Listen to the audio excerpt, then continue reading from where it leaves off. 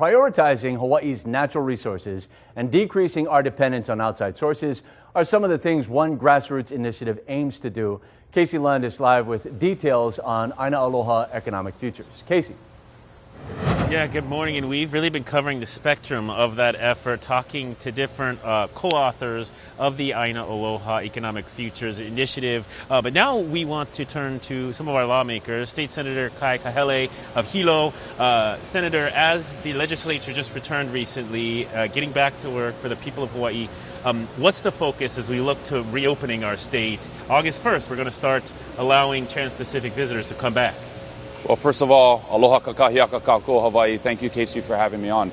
You know, while the legislature has been in session this week, some of our top priorities is passing critical legislation that needs to be passed before the end of the state's fiscal year, which ends on June 30th, as well as appropriately allocating the CARES Act funding that we receive from the federal government.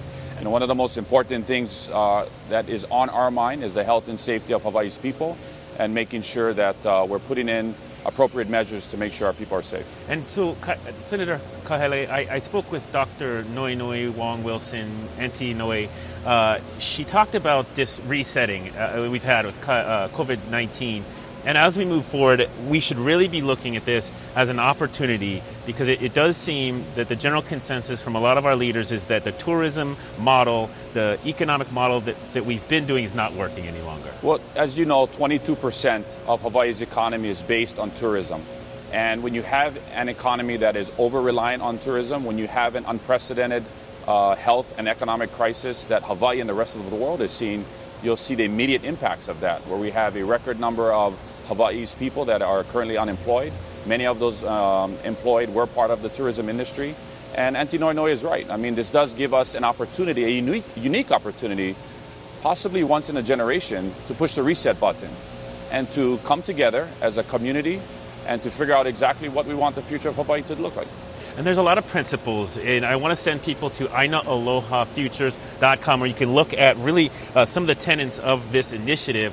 But as we've been speaking about, a lot of it is based on taking care of our land. And as you said, that reset button, what can the legislature, the people of Hawaii, all of us, really, the community, do moving forward to get involved, to have a conversation, a seat at the table, as we look to create a healthier, better Hawaii? Well, at the core of the Āina Aloha Futures Declaration is this orienting principle, this common set of values that we need to establish that will outline and dictate what we want the future of Hawaii to look like. We go back to our ʻike kupuna.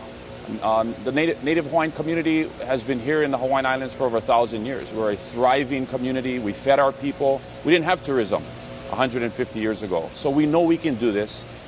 We just have to bring our community together.